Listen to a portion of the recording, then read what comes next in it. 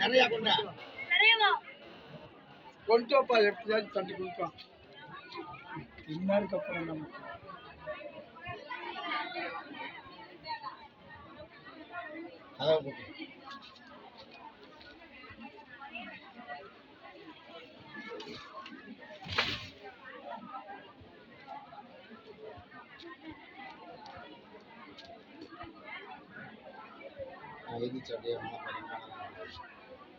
எடுத்து பணம் போடணும்.